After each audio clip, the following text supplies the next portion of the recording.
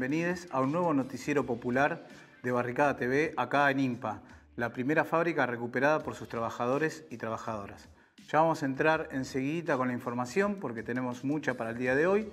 Vamos a hablar de que un fallo de la justicia ordena a Horacio Rodríguez Larreta a cubrir, a dar las vacantes faltantes en la educación para los chicos y chicas de la ciudad. La sala 3, más precisamente, de la Cámara de Apelaciones en lo contencioso federal, sostiene y reafirma el fallo en primera instancia de la jueza Liberatori, allá por el 2019, donde obligaba, entre otras cosas, a que el gobierno de la ciudad garantizara las vacantes, garantizara la educación pública, solucionando el problema de las vacantes, para los diferentes niveles, tanto sea inicial, primario como secundario. Por otro lado, la sentencia de la Cámara obliga a que el gobierno dé información precisa y detallada de estas vacantes en tiempo real y, a su vez, que garantice realmente esta información de que está dando, de las vacantes que está promocionando o está ofreciendo por el sitio web, como dice la sentencia que se debe hacer. Por otro lado, habla de las 54 escuelas que dice haber construido nuevas Horacio Rodríguez Larreta. Lo que le pide la justicia es que precise, que dé información, cuántas de esas 54 escuelas son nuevas, cuántas fueron reformadas, cuántas tuvieron mantenimiento, cuántas fueron mudadas, que si de hecho fueron mudadas a otro lugar de la ciudad, quiere decir que no es una escuela nueva, es la misma escuela en otro barrio. También precisa que se pase la información del inicio y de la finalización de la obra y del domicilio y del distrito que pertenece a cada una de las escuelas de estas 54 que supuestamente debería haber hecho en el tramo de 2015-2019. Por otro lado, la justicia le pasa la información, le obliga a la legislatura porteña a que genere recursos para tener en cuenta en el presupuesto para cumplir tales motivos en la educación para el año entrante. Recordemos que cuando Macri asumió en finales de 2017, el presupuesto de educación en la ciudad era del 27%. El presupuesto de educación en este año es del 17%. Entonces, para hablar mejor de estos temas, vamos a hablar con Patricia Pines, que es de Vacantes para Todos, la escuela pública, y ya te damos la bienvenida, Patricia. Hola, ¿cómo estás? Y bueno, te queríamos preguntar en primera instancia si nos podés detallar un poco mejor qué es lo que contiene el fallo de la Cámara de Apelaciones. ¿Qué tal? Buenas noches. Bueno, desde ya muchísimas gracias por el espacio de difusión. Este fallo, bueno, si bien nuestra lucha ya tiene 8 años, el colectivo de Vacantes para Todos tiene alrededor de 20.000 personas, de las cuales la gran mayoría son familias afectadas por este problema, y venimos reclamando justamente por la falta de escuelas hace al menos 8 años, ¿no? Lejos de dar una respuesta en estos años, el gobierno de la ciudad, en vez de crear escuelas, más bien ha cerrado cientos de salas, grados, cursos e incluso escuelas enteras. Y bueno, hemos ido a la justicia con más de 700 amparos individuales en estos años gratuitos para las familias que organizamos desde nuestro colectivo. Y además, hace ya alrededor de 6 años empezamos con este reclamo colectivo, digamos, donde lo que exigíamos era que se dé una solución definitiva. Hemos ido numerosas veces a la legislatura, se han presentado todos los años proyectos integrales de construcción de escuelas que ni siquiera han sido tratados, no es que no se aprobaron, ¿no? Se cajonean y ni siquiera se tratan. Hemos ido con las familias, con los bebés a UPAs muchas veces al ministerio y la única respuesta que recibimos fue que nos cierran la puerta en la cara. Así que entendemos que frente a tanta injusticia, desidia y abandono de las infancias por parte del gobierno de la ciudad, al menos la justicia tarde, como siempre, y lenta, como siempre, está dando algún tipo de respuesta. Con este fallo, lo que le exige al gobierno de la ciudad, por un lado, como vos decías, es que clarifique cuántas son las vacantes disponibles, cuánta gente se anota, cuántas vacantes se otorgan, cuántos quedan en lista de espera, y es necesario que esto se lo exija a la justicia porque se niegan sistemáticamente desde hace años a dar estos datos de forma precisa. Se presentan pedidos de informe en la legislatura y no los responden. Nuestros abogados han hecho juicios por incumplimiento de la ley 104 de acceso a la información pública y tampoco los responden. Incluso la misma jueza liberatoria en primera instancia, lo primero que les pidió la jueza eran estos datos y les fueron a decir que como el sistema se actualiza cotidianamente, no tienen datos definitivos. Entonces nos preguntamos cómo sería posible planificar, ¿no? La solución de la problemática si según ellos no tienen datos. Entonces el sistema no sirve. Si es un sistema que no les puede arrojar datos y no les puede decir cuántos pibes se quedan afuera, digo, bueno, que desistan del sistema, ¿no? Porque no nos sirve. Claro. Pero por otro lado, lo que dice este fallo es que, como bien decías, tienen que clarificar acerca de estas 54 escuelas que también las vienen arrastrando hace no sé cuántos años, que vienen hablando de las mismas 54 escuelas y que nosotros hemos ido dirección por dirección a verificar en qué estado estaban las obras. La mayoría de ellas están sin iniciar, algunas son obras que quedaron paralizadas por años y muy poquitos edificios se inauguraron. Y como decías vos en la presentación, esos edificios, la gran mayoría fueron mudanzas. Te doy el ejemplo, por ejemplo, Normal 3, es una escuela en San Telmo histórica de más de 100 años. El jardín funcionaba en un mismo edificio con primaria, media y terciario, y bueno, mudaron el jardín a la vuelta. Y celebramos, por supuesto, que hagan un edificio nuevo, pero ahí no hay nueva matrícula. Digamos, es la mudanza de una escuela que ya existía y lo mismo hicieron con la gran mayoría de los edificios que inauguraron. Y que además lo que nosotros denunciamos es que todas las obras que inauguraron, absolutamente todas las pocas obras que inauguraron, fueron sin final de obra. Es decir, te entregan un edificio con luz de obra, que quiere decir que los cables están todos colgando, sin gas, con el agujero del ascensor vacío, sin ascensor, sin teléfono. En un estado de absoluta precariedad, porque en cuanto hacen una obra y avanzan un poco, la quieren inaugurar siempre como política de campaña, ¿no? Sin importar los riesgos que hagan correr a las niñas que asisten a estas escuelas. Y el último punto, que es el más importante, es que justamente este fallo lo que hace es ordenar que la sentencia vaya a la legislatura y que la legislatura finalmente se digne a trabajar sobre la problemática, se apruebe un presupuesto y se construyan las escuelas que faltan.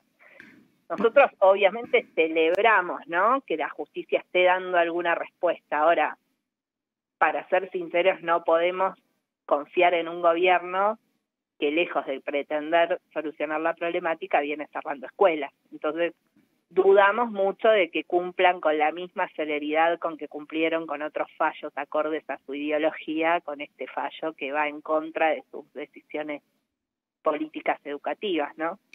Patricia, dado el contexto que estás mencionando, ¿es posible que el gobierno de la ciudad cubra esas vacantes de inmediato? Porque ya estamos llegando a fin de año y ya empieza un nuevo ciclo lectivo dentro de unos meses. ¿Vos creés que esto se pueda llegar a resolver? Una cuestión de voluntad política. No se puede resolver de un día para el otro, pero sí de acá a un corto, mediano plazo, digamos, ¿no? Hay que destinar un presupuesto, hay que ejecutar ese presupuesto por completo, porque no solo se aprobó el presupuesto más bajo de la historia para infraestructura escolar, sino que encima lo subejecutan. Entonces, por un lado, la legislatura tiene que destinar el presupuesto necesario para construir las escuelas. Lo primero es que digan cuántas vacantes faltan. O sea, es como lo básico, ¿no? Saber de qué punto partimos. Sí, asumir el problema. Exactamente. En segunda instancia, destinar un presupuesto y ejecutarlo por completo en la construcción de escuelas. Tercera instancia, nosotros pedimos que los centros de primera infancia, que sí proliferaron en la ciudad, que son más de 120 en este momento, no dependen del Ministerio de Educación, dependen del Ministerio de Desarrollo y son de capital mixto, es decir, hay gestión privada y pública en simultáneo. Nosotros pedimos el pase de todos esos centros de primera infancia a la órbita de educación, porque entendemos que si no, se siguen creando guetos para las familias de los sectores, digamos, populares, ¿no? Porque para poder entrar a un CPI tenés que presentar un certificado de pobreza, expedido por ANSES. Digo, así de grave es la situación que tenemos, que se arman estos digamos, recovecos para los pibes y las pibas que no entran al sistema público de educación, entonces los mandan a estas guarderías en donde no necesariamente el personal a cargo de los grupos tiene que ser docente y por lo tanto no tienen ni las mismas obligaciones ni los mismos derechos y no se rigen básicamente por el estatuto, ¿no? Así que esa es otra de las problemáticas y después viene como la construcción de escuelas y que, bueno, las obras realmente se cumplan, se finalicen y se entreguen en condiciones y no poniendo en riesgo a la comunidad educativa que va a asistir al edificio, ¿no? Esto nos parece importante, o sea, sería como el proceso. Ahora, si a mí me preguntás, yo dudo mucho que un gobierno que durante tantos años viene vaciando, precarizando y privatizando la educación pública de un día para el otro y por un fallo de la justicia vaya a cambiar su política educativa y económica. O sea, ellos lo que hacen a través de esta política es derivar la mayor cantidad de matrícula posible al sector privado. Todas aquellas familias que se quedan sin vacante, obviamente, ¿qué hacen? No van a perder el trabajo, van a dejar sus proyectos, digamos, porque no tienen quien se haga cargo de la educación de sus hijos. O sea, si tienen la posibilidad, van a ir a pagar la matrícula de una escuela privada y van a escolarizar en privada. Y a esto apunta esto, o sea, básicamente el plan es ese, ¿no? Claro, esa era la pregunta que nos hacíamos también, ¿no? Ya que no nombraste ahora lo último. ¿Qué hacen esas 20.000 familias cuando no encuentran vacante? O sea, van al sector privado, quedan sin escolaridad. ¿Cómo se resuelve? Porque es un montón de chicos y chicas que quedan sin escolaridad. ¿Cómo se resuelve este problema? ¿Cómo ves vos qué hacen las familias cuando pasa esto? Lo que sí te puedo decir es que es una angustia terrible, yo la pasé y de hecho fui parte, digamos, de la fundación de este colectivo cuando me pasó a mí misma con mi hijo y estuve 3 noches sin dormir llorando, porque realmente mi madre y mi padre habían fallecido hacía poco, yo no tenía quien lo cuidara, en ese momento era bebé y tenía 2 cargos docentes y de hecho yo terminé renunciando a un cargo titular docente porque no tenía quien lo cuide, hasta que logré, digamos, que le otorgaran la vacante y demás. Pero así primero es muchísima angustia, hay una cuestión de género en el medio también, porque por supuesto las más afectadas por esta problemática, como siempre, somos las mujeres que estamos a cargo en general de las tareas de cuidado de los hijos, así que esto también es como otra política, ¿no?, que va en detrimento de la posibilidad de las mujeres de seguir formándose en sus carreras, de progresar en sus ámbitos laborales, o sea, como que, bueno, nos quita la posibilidad de hacer y de concretar nuestros proyectos más allá de la maternidad, ¿no? Y por otro lado hay muchas familias que si tienen ingresos formales, haciendo un esfuerzo enorme porque las cuotas de las escuelas privadas están impagables, inaccesibles absolutamente, bueno, terminan con matrícula privada. Hay una gran cantidad de infancias y de pibes que se quedan sin escolarizar, sobre todo en los barrios populares, en los barrios más vulnerados, en la zona sur de la ciudad, Lugano, Soldati, Villa 20, o sea, hay un montón de barrios que realmente los pibes por ahí llegan a estar meses e incluso años sin poder acceder al derecho a la educación. ¿Por qué? Porque las familias se quedan afuera y no tienen tampoco la posibilidad de reclamar, porque son familias que viven sin servicios básicos, hacinados, en lugares, digamos, con una absoluta falta de dignidad, ¿no? En este sentido de que están abandonados por el Estado de todos los modos posibles, entonces tampoco tienen la posibilidad de reclamar, porque no acceden a la información para poder hacer un amparo judicial, por ejemplo. Y nos hemos encontrado con casos de pronto de nenes que tenían que empezar primer grado y estaban en agosto y estaban desescolarizados. ¿Por qué? Porque van al distrito y dicen no hay lugar, no hay lugar, no hay lugar. Y bueno, ¿qué van a hacer? Y bueno, espere a ver si el mes que viene, y vuelven al mes que viene, y bueno, espere al mes que viene. Después lo que pasa mucho, por ejemplo, a nivel medio, además, porque esto, como te decía, es un plan muy bien elaborado, acá no hay errores. No es algo que sucede inevitablemente, no, esto está planificado para que suceda de esta forma, ¿no? A muchas familias, por ejemplo, no sé, anotan a sus hijos en orientación técnica para la educación media y los mandan a comercial, o los mandan a, qué sé yo, los anotan para diseño de indumentaria y les dan una vacante en bioquímica, ¿no? Claro. Entonces, ¿qué terminan haciendo? Ahí, ¿qué pasa? como tienen una vacante otorgada, les quitan la posibilidad de reclamar, porque ellos que argumentan, pero acá no hay derecho vulnerado, yo te di una vacante. Claro. Sí, bueno, pero te estoy pidiendo una escuela artística y vos me estás mandando a una escuela... Claro. No sé, ¿viste? O sea, sí, entonces, eso... con eso juegan mucho también el nivel medio. Es una enorme contradicción, ¿no? Porque al principio de la pandemia hablábamos y escuchábamos constantemente a Larreta diciendo que se preocupaba por la educación de los pibes y las pibas, y la verdad que sucediendo lo que está sucediendo es una enorme contradicción, que esto no es así.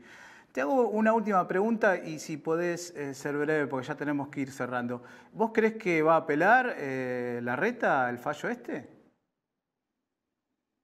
Bueno, yo creo que va a depender de en qué medida logremos que los medios nos escuchen, que los medios le den un poco la voz, ¿no?, a las familias trabajadoras. Está muy difícil porque hay un enorme blindaje mediático y entonces los poquitos medios que tenemos son alternativos y las poquitas acciones que podemos realizar son con escasísimos recursos, ¿no? Porque somos todos laburantes, digamos, no tenemos acá ningún medio comprado, ¿no?, con pauta publicitaria. Entonces es difícil. Si lo hace, bueno, ojalá haya un repudio generalizado de los sindicatos docentes, de la oposición. En principio, si bien Vacantes para Todos, la verdad es que es un colectivo enorme de 20.000 personas, así que es multisectorial, tenemos mucha gente independiente y mucha gente que milita en diversos espacios. Bueno, ojalá todos los espacios de la oposición, y más allá de que este amparo en particular haya sido impulsado por legisladores del Frente Izquierda, ojalá tengamos como la oposición completa exigiendo que en vez de apelarlo cumpla, ¿no? Y que deje de ignorar la necesidad y estos derechos vulnerados que tienen las infancias. Bueno, Patricia, ha sido un placer, te agradezco por tu atención. Nosotros, por supuesto, vamos a estar pendientes de cómo sigue evolucionando esto, así que te damos la despedida, te agradecemos de vuelta, te repito, por el tiempo y bueno, en otro momento nos estaremos comunicando. Bueno, muy amables, muchas gracias, un abrazo. Bueno, ahí pasó Patricia Pines del colectivo Vacante para Todos de Escuelas Públicas. Nosotros vamos a un corte y ya seguimos con más noticiero.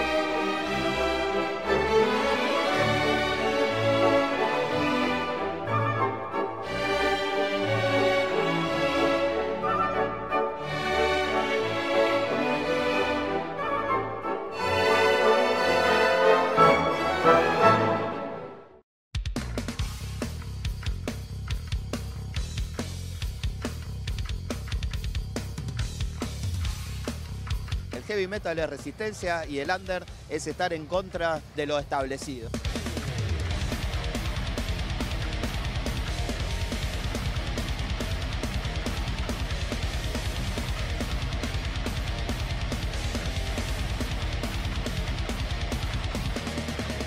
Jóvenes por siempre, soldados del fuego.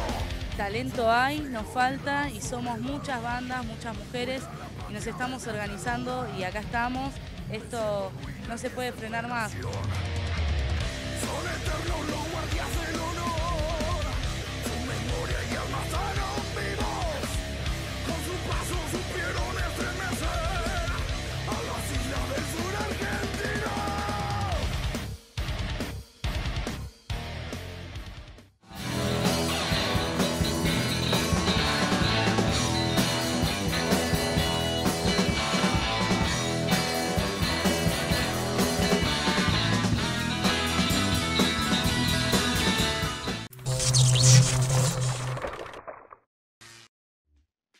El gobierno anunció una inversión multimillonaria de la empresa australiana Fortescue para la producción de hidrógeno verde.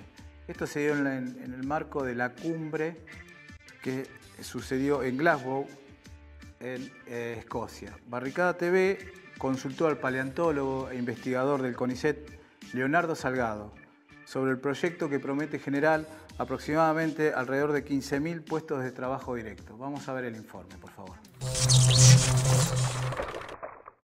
Esta semana conocimos la noticia de que una firma australiana, Fortescue, realizará una inversión multimillonaria en nuestro país, más de 8.000 millones de dólares, destinada a producir hidrógeno verde. Para ayudar a entender de qué se trata este proyecto, estamos en comunicación con Leonardo Salgado. Él es paleontólogo, es investigador del CONICET y además es activista ambiental. Leonardo, muchas gracias por tu tiempo. No, gracias a ustedes por el llamado. Bueno, el hidrógeno verde es la posibilidad de contar con un combustible, digamos, limpio, cuya combustión no produce emisiones de gases de efecto invernadero, que reemplazaría a los hidrocarburos, sobre todo a los combustibles líquidos, a las naftas, al diésel. Eventualmente se puede usar también para la calefacción y se puede usar también como vector energético, es decir, se puede utilizar para almacenar energía y transformarla en electricidad, y de esta manera el hidrógeno verde podría solucionar un problema grave que tienen las energías renovables, que es el de la intermitencia. Es decir, vos podés, cuando hay generación de electricidad renovable que no utilizás, podés almacenarla en forma de hidrógeno y después volver a producir electricidad cuando no tenés viento o no tenés luz solar, ¿no? Para generar esa electricidad renovable. Es decir, que tiene un montón de usos y hay un montón de posibilidades para que esta tecnología pueda aplicarse en un escenario futuro bueno, donde ya no se utilicen más los combustibles fósiles, ¿no? Por una doble razón, por la razón ambiental, que es por todos conocida, pero además por una razón quizá menos conocida, y es que todos estos combustibles fósiles se están agotando, han llegado a su cenit de producción y no está muy lejos el agotamiento de estos recursos.